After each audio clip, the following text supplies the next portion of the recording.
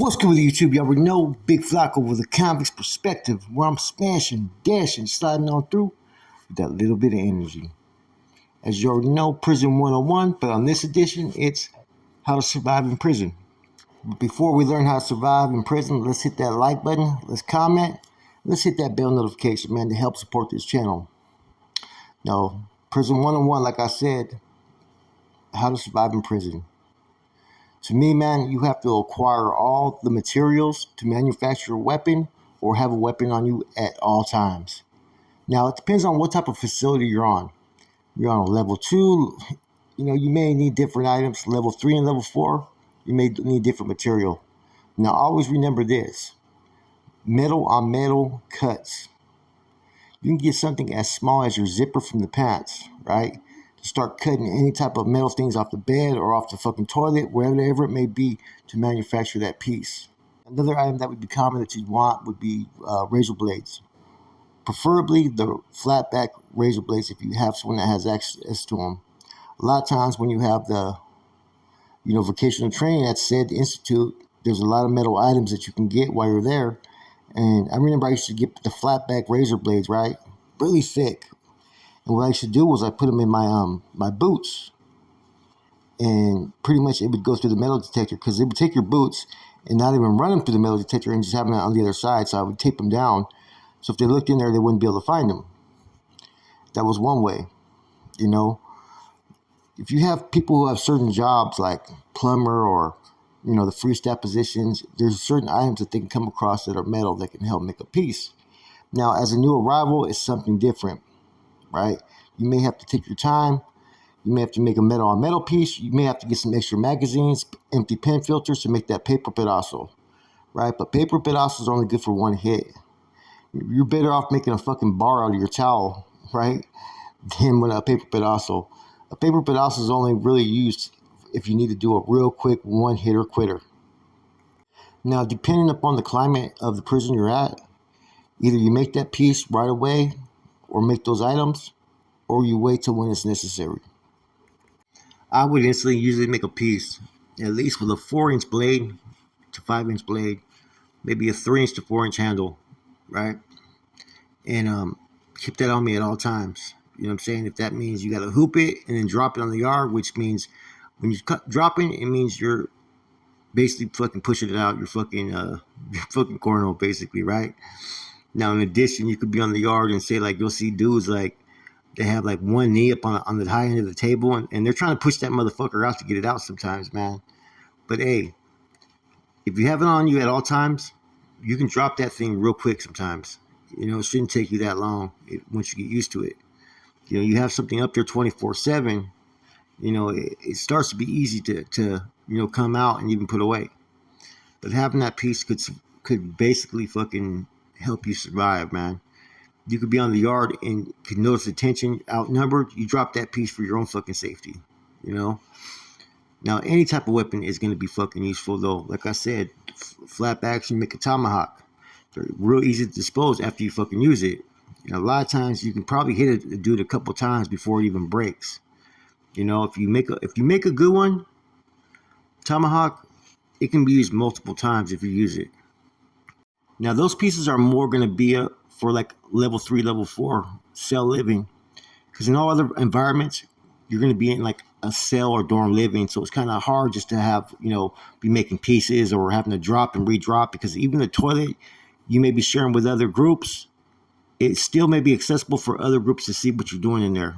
So in those environments, you kind of want to have pieces pretty much at hand in different environments. You want to have them on the yard, and you want to also have maybe in the building where you're at, and find locations where to secure them to where they're accessible real quick.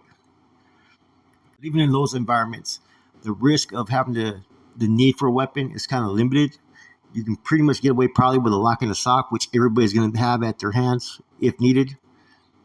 In any event, man, wherever you're at, you want to find items that you can use to manufacture a piece. A bunch of magazines, right? Newspapers, all that stuff could be used. You can even make a piece with coffee, believe it or not. Get the coffee a little bit wet, fucking start to roll it like you're rolling a piece, man, and you can make a sharp edge out of some coffee that hardens with the water. See, depending on what type of facility you go to, what level is going to depend on what type of materials you're going to need. But you got to keep those at hand. Things that you may think that you don't need. Sometimes you got to keep it. Plastic is also good, as you already know. You can make a plastic bed also. The only thing bad about that is sometimes the smell, it goes onto the tier. People know what you're doing when you're burning it. I prefer metal because metal is going to do the job, right? But it depends where you're at. Like I said, low levels, it's good to have accessories, but you got to be careful because just making a piece maybe could scare the oppositions or enemies on that yard to where, they got weapons over there. Something's going on. You don't want that type of fucking environment created by just making a piece for your own safety. It's also going to depend on who you rock with and how you rock. You're wood. Are you black? You're part of one of these Hispanic crews, Like I said, we're talking all 50 states. We're talking feds and state. It depends where you step into, man. And sometimes the unknown, it forces you to prepare. You see, the word here is how to survive. So you only want to manufacture or have that when you really, really need it. Also bear in mind, sometimes you step into a facility and you're instantly put in a cell. Sometimes you're going into orientation, or nowadays they have the, what do you call the COVID, what do you call that, quarantine, right? Where you have to sit there for 2 weeks. So like I said, you never know, but being prepared is the biggest part of this. Because when you mostly enter any prison, you have nothing. So you don't know if you're going to have a cellie, you don't know if you're going to go into an orientation. In any event, try to acquire as many items as you can. And always remember, metal on metal cuts. So if it's really serious where you're at, get that zipper, man. If you have a zipper, right? Start getting to cut or get a button. Anything that's fucking metal will cut metal. Always remember that. That's why on the yards, if I ever find like a little metal piece somehow that came out from one of the free staffs dropping things, a nail, whatever it may be, swoop it up. That right there is fucking gold.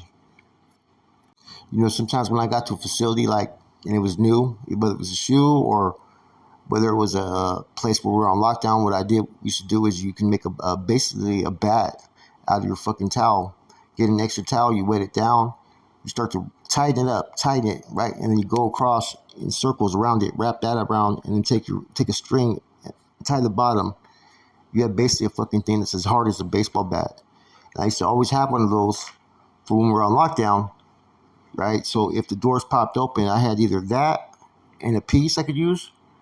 You know what I'm saying? Because you never know what they're coming out with, and you may be slower to react than you want to.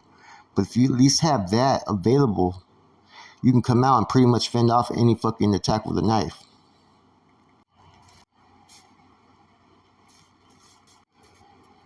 Now, I've never had to do this, right? But if it's a very hostile environment, you may want to, like I said, acquire a lot of National Geographics or thick magazines to put on as armor. I've never seen it done, but I've heard of places where it has been done. Okay, and it wouldn't hurt if you're in a hostile area to even have those. It's just like when you're in the hole. When I would go to shower, I would have a shirt on, right? And what I would do is I would have a towel wrapped around that covered my arteries and stuff with my neck in case someone tried to spear me. Now, the reason why I kept the shirt on is if I just had a towel on and that door opened up when I had cuffs on, the inmate could easily come by and try to take that towel and try to choke me out. Now, all movements, you're wearing your boots or your shoes, right? And you have basically your shower shoes. So I used to take my shower shoes, right, wrapped around with my towel and my soap and whatnot, and put that in between my armpits where my heart is exposed. Therefore, if anybody tries to spear me when I'm walking by, I'm protected. See, little situational awareness things, whether you have stockpile for weapons or defensive mechanisms, is important to your survival in prison. Especially if you're involved with any groups that push politics or, like I said, gang activity. Like I said, it depends what state you're in. It depends what yard you're on. It depends what's going on and who you affiliate with, what you need to do on a day-to-day basis. You may end up on the yard where you don't really have to take secure precautions, where everything is pretty much respectful and there's no drama. And, still you have that stuff just in case you need it, though. In those places, you may not need to have a piece on you 24/7, hooped and all that ready to drop. Like I said, the most important thing when you get to prison is gauge everything. Become aware of your environment. become informed. Therefore, you could take what precautions you think to secure yourself. I'm not trying to get anybody caught up that has to do time to catch a case, because I'm hoping you just come home and don't have to do no time. But there are things that happen in prison that you have to prepare yourself for. So proper preparation prevents poor performance. Like I said, you only want a weapon to basically defend yourself and survive. Having it to use it or to, be the aggressor, hey, that's only going to put you in a position where you may catch a whole bunch of time. Prison gets real. It's volatile. And you never know, just because an issue that's going on with your group and another group, you may have done nothing to anybody. But because you're part of this group over here, there's people that may want to take your win. And you always got to be ready for that. With that said, I hope you guys enjoyed it. Prison 101, how to survive in prison. Have your weaponry stock and have your defensive materials. Engage the environment of what's necessary, what's not necessary. If it's straight up get out war zone, shit, have that piece ready every day, 24/7, man. If not, hey, take advantage that you're in an environment that's a little bit more respectful and less drama. That's it, I'm gone.